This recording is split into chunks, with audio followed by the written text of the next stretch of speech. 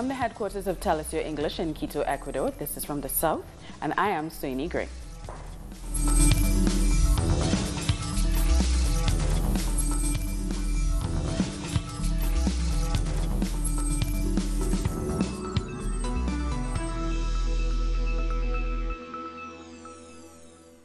Police in Jalisco, Mexico said they have found the bodies of 3 missing students who were kidnapped over a month ago in Guadalajara. The state prosecutor, Raul Sanchez, said the film students were killed by members of the New Generation Jalisco cartel. Sanchez said the cartel members also doused their bodies with acid to try and make their corpses unrecognizable. The authorities have arrested 2 people in connection with the murders. Our correspondent in Mexico City, Pablo Perez, brings us the latest on these murders. So just a month after the disappearance of the 3 film students in Tonalá, Jalisco, the state attorney in a press conference stated that they had found the remains of the 3 missing young men in a nearby ranch. The attorney theory is that they were abducted by the local cartel, Jalisco Nueva Generación, executed on site and dissolved in acid, which is a common practice for the criminal cartels to dispose of their bodies and clear them of all evidence that can inculpate them later. This is something that is happening in Jalisco every so often. Just a couple of weeks before that, 3 Italian men were abducted by local police and then delivered to the cartel. So that tells us about the collusion that exists between the authorities and the criminal organization, which makes investigation so much harder. We thank Pablo Perez for that report.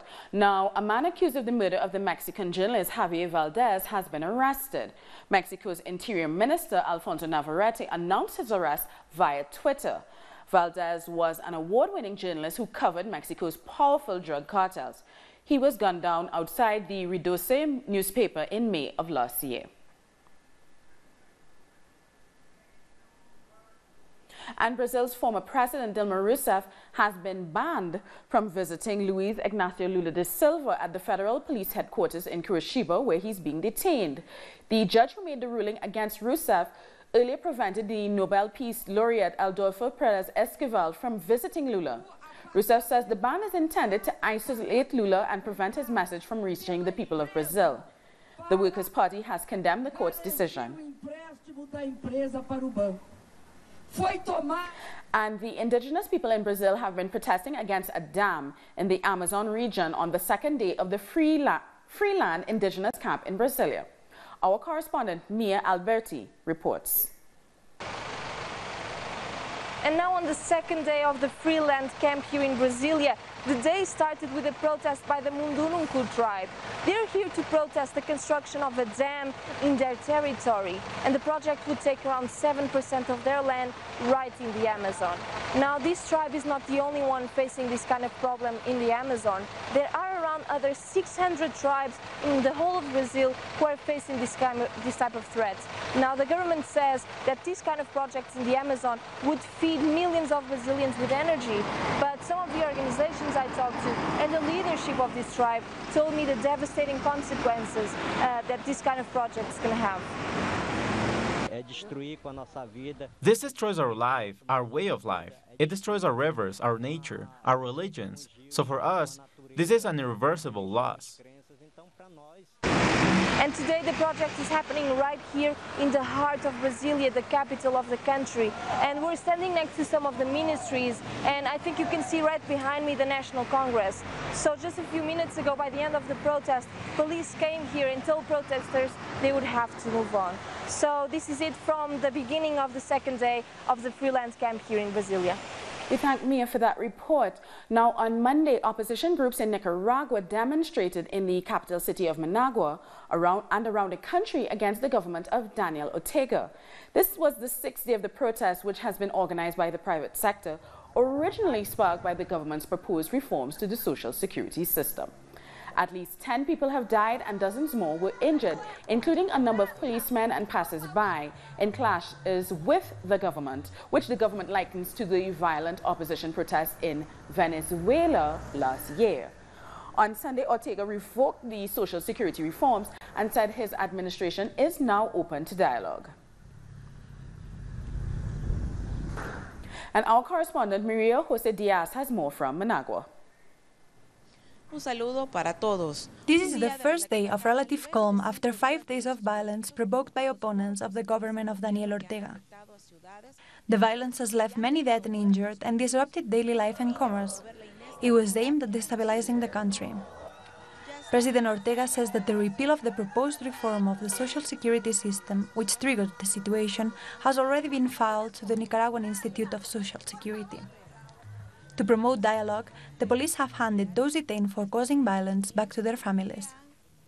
But despite this call for dialogue, opposition groups still took to the streets, challenging the government. Schools are closed until further notice. We are also monitoring the talks between the government and private businesses, which is being overseen by Cardinal Leopoldo Brenes and a delegation of bishops. We're going to take a short break now, but join us again after this look at what our multimedia colleagues are reporting.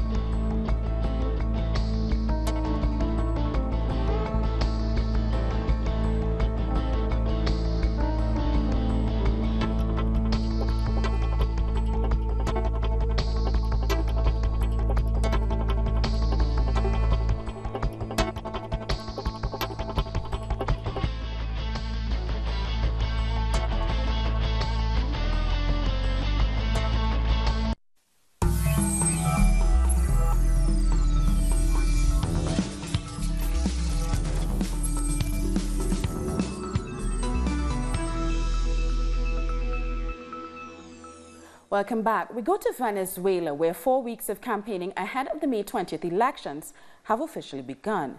President Nicolas Maduro spoke to the crowd in Bolivar, saying this year's priority for the revolution was to bring prosperity, just as last year the revolution brought peace after the violent protests.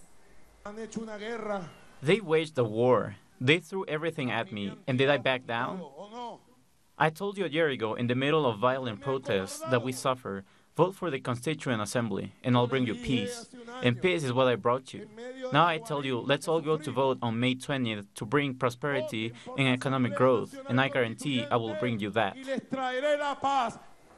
Bolivian President Evo Morales and Cuban counterpart Miguel Diaz-Canel visited the Center for Genetic Engineering and Biotechnology in Havana. The center is well known for its work on the development of biotechnological products. Morales said he would like to sign a bilateral agreement to improve the life of the Bolivian and Cuban people through social programs. He also gave his support for the Cuban Revolution and the presidency of Diaz-Canel. This visit seals our friendship and our trust in the new president of Cuba. We have many responsibilities to face together as we strengthen the partnership between our countries and develop new social programs to improve the lives of our people. Mapuche leaders in Chile have occupied a cathedral in Tumaco to demand the government allows their spiritual leader to attend a traditional ceremony. Machi Celestino Cordova is on a hunger strike in prison. He's been accused of the murder of a landowner and his wife, and he has also been denied permission to attend the railway, a site where Mapuche leaders renew their ancestral commitment to lead the indigenous people. Mapuche leaders from the Araucania region are meeting officials to seek a solution. We have arranged a meeting between the authorities and representatives of the Loncomachi and working people to decide what action to take. From a Mapuche spiritual and religious perspective, we need to reach a solution that respects the culture of the Mapuche people and accepts the difference between our view and that of the Chilean state. People from Catatumbo in Colombia have taken to the streets to demand an end to the conflict between the armed groups of the National Liberation Army and the Los Pelusos. Around 5,000 demonstrators from 5 different areas called for peace and asked for measures from the authorities to end the conflict. The imprisoned FARC leader Jesus Santrich continues his hunger strike despite his FARC colleague Timo Leon Jimenez urging him to reconsider his decision. Jesus Santrich's situation is a hard test for the FARC. Nonetheless, FARC leader Timo Leon Jimenez says that Santrich has made up his mind. What we can see from this situation that FARC is under a lot of pressure, both internally and externally. It's forcing us to look for different ways to deal with the problems. With Iván Márquez leaving for the Caguán zone, there is a concern about a potential crisis within the FARC. Iván Márquez, moving to the Miravalle zone, means that he wants to be with ex-combatants. It would be good if more FARC leaders took the same decision. A little team is needed in Bogotá. Colombia's government says that the complaints from Márquez and Hernán Velázquez are unacceptable. Judicial decisions must be respected and obeyed. The government will work for that to happen. So any conditions that they try to impose on a judicial decision is unacceptable.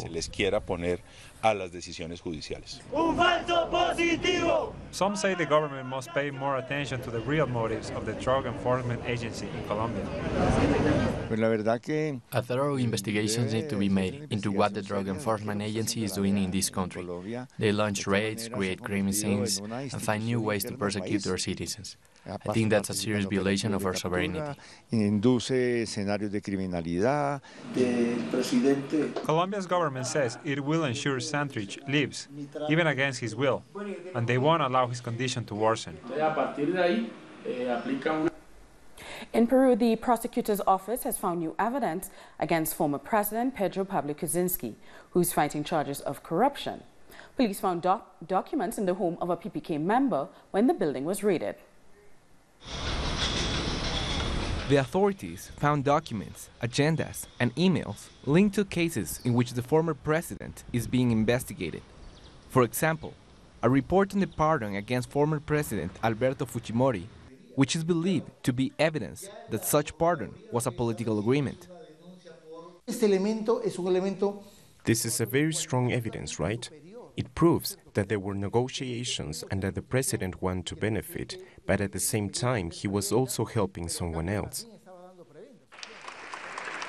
But according to the former attorney, Catherine Ampuero, the emails from December 27 contribute to the case against Kuczynski. In the messages, the former president talked with his agent in the Virgin Islands about selling one of his offshore companies. This was after he declared that while in public office, he was not involved in these businesses.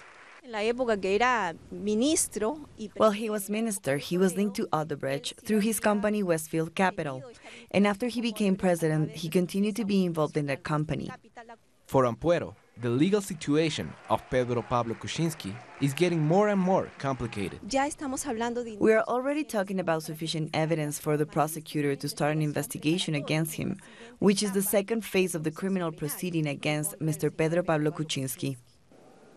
Meanwhile, the former president is not allowed to leave the country and is waiting to appear in court before the judicial authorities and the Legislative Commission. A couple of days after the presidential elections in Paraguay, our correspondent Osvaldo Zayas tells us more about the situation in Congress and the regional governments. Paraguay has a new president, Mario Abdo Benítez, the son of the former general secretary under dictator Alfredo Stroessner. This election had the lowest participation rates of the last 30 years. 61% participation out of 4,300,000 people. In the congressional vote, the Chamber of Senators, which is in charge of choosing legislators, has results that show the main left-wing party in Paraguay, Frente Guazú, adds one more legislator to their numbers. They have 6 representatives out of a total of 45, being the third strongest political force in the country. The conservative Colorado Party reduced its numbers. They now have 17 representatives. The Liberal Party kept its 13 seats, and independent parties from the right and center-right have gained 3 and 1 more seats, respectively. That's the situation in Congress. With regards to regional matters, we still don't have definitive results, but we already know that the Colorado Party won in 13 out of 17 regional governments. That's what we can tell you during the first day after the election. This year, Frente Guazú is celebrating their victories, given that last year, when there was an attempt to change their constitution, they became victims of media attacks, which were meant to damage their position, but under Fernando Lugo's leadership, they didn't.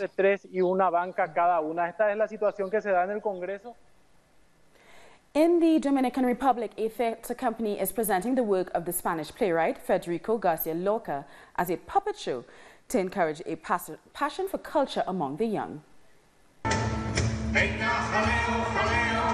The artist narrates the dreams of Lorca, a biography of the writer through puppets. To show Federico Garcia Lorca to children is a complex mission, and it's also complex for them to understand the world that I'm trying to create in this play through what Garcia Lorca could have created in his childhood. Federico Garcia Lorca was a Spanish poet, playwright, and renowned member of the generation of 27, an influential group of poets that arose in Spanish literary between 1923 and 1927. He was one of the most popular Spanish literary figures of the 20th century. I think this is very impressive, the colors and the creativity with which he designed his world. Children seem to really like the play, which is delightful because, as you all know, maintaining a child's attention can be a really difficult thing to do. The Dreams of Lorca is a fictionalized biography of the writer, an imaginary boat trip to the interior of the artist in search of his inner goblin, ideas and existential thoughts. It's very interesting that these activities are being done because they promote Garcia Lorca, who is a Spanish modern classic author. It's also interesting how they tell the story in order to introduce Lorca's creative themes to children who are not familiar with his work. To make great writers known through art is one of the best ways to teach literary history to young children. On a cultural level, art has to be the foundation of everything. This is where children should start, but you have to be very careful with ideas and messages that you convey to the children. The artist looks for awaken the interest for art and culture in children. As Lorca said, the theater is poetry that comes out of the book to become human. Dance parties combining Bolivian folk music and electronica are a new trend in Bolivia. The latest Electropriste event was held in an elegant venue in Bolivia's second city of El Alto. The Cholet is a multi-story building featuring decoration and architecture inspired by Andean culture. The Cholets are the most expressive symbol of wealth accumulated by the Almira bourgeoisie, who have always been rich. But since the presidency of the indigenous Evo Morales began in 2006, have become even richer and are now not afraid to show it. Cholets are now popular venues to hold birthday parties, weddings, and traditional celebrations. That story takes us into the second break, but join us again after another look at what our multimedia colleagues are reporting.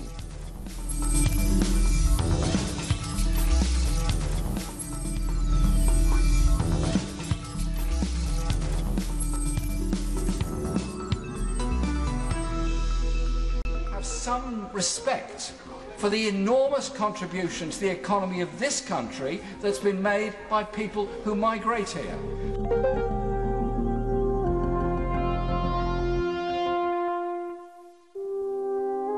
Start loving each other.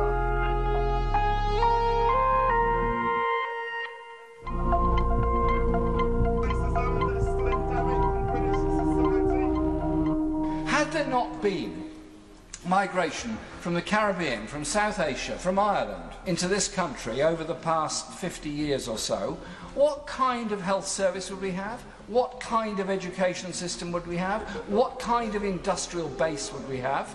What kind of society would we be? Would London have been the multicultural capital of the world hosting the Olympics? I think not. I think we would be a much poorer, much less relevant society and relevant country.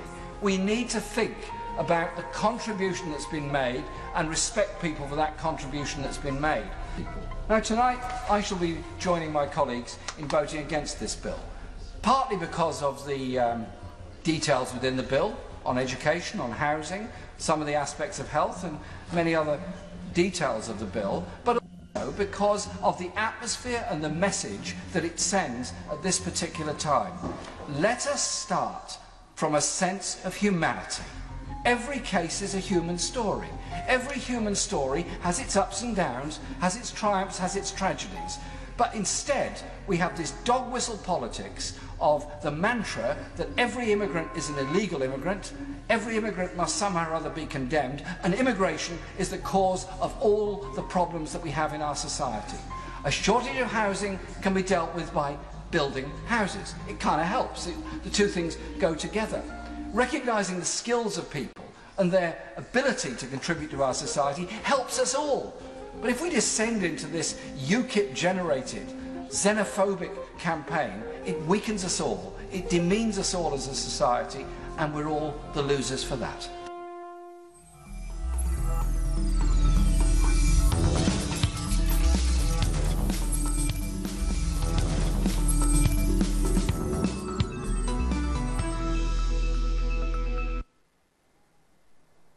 Welcome back. Another Palestinian youth has died from injuries sustained in last Friday's protest on the Gaza's border with Israel. Our correspondent Noor Harazin has the latest.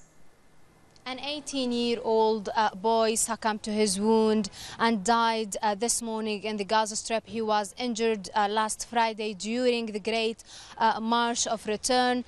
With the killing of this boy, the number of Palestinians killed in the Gaza Strip since the beginning of the Great March of Return is up to 41 Palestinians, including at least 3 minors and 1 journalist. He is Yasser Murtaja, and the number of injuries is over 5,000 injuries. Palestinians here are getting ready for this Friday to clash face to face with the Israeli forces, even though that from the beginning of this Great March of Return, the Palestinians insisted that it is a peaceful demonstration. However, the Israeli side continue firing tear gas and live bullets on the armless protesters, which enrages Palestinians to throw stones on the Israelis on the border side between Gaza and Israel.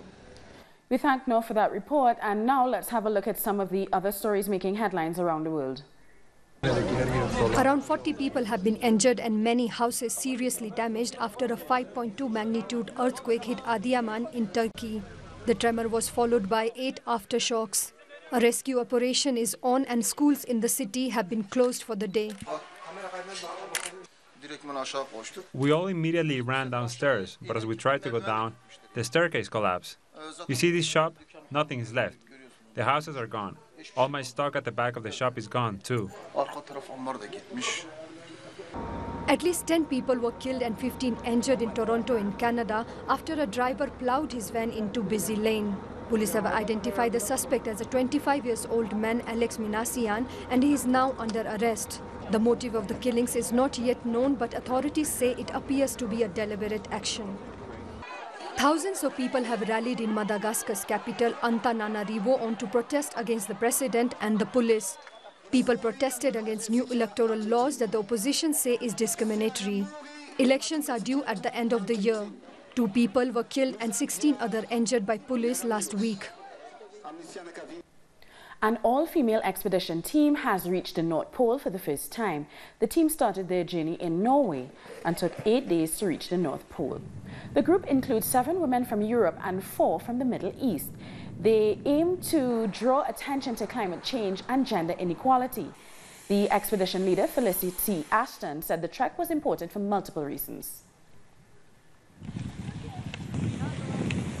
The records that we now have as a team are really lovely to have. First Qatari to ski to the North Pole, first Omani to ski to the North Pole, first Kuwaiti to ski to the North Pole, and the first Cypriot to ski to the North Pole, who is also now the first and only Cypriot to ski to both South and North Pole. But I think the reason why those records are important is because it gives those girls and also the team a platform from which to share their story, and that's the really powerful thing about this expedition, is that we're going to share our story and hopefully inspire lots more girls and boys, men and women, to go on and, you know, reach beyond the expectation of others. And as we end this news program, we're going to end with some music from the start of the electoral campaign in Venezuela. As President Maduro launched his campaign in Ciudad Bolivar, a group of indigenous musicians played the unofficial anthem of Venezuela.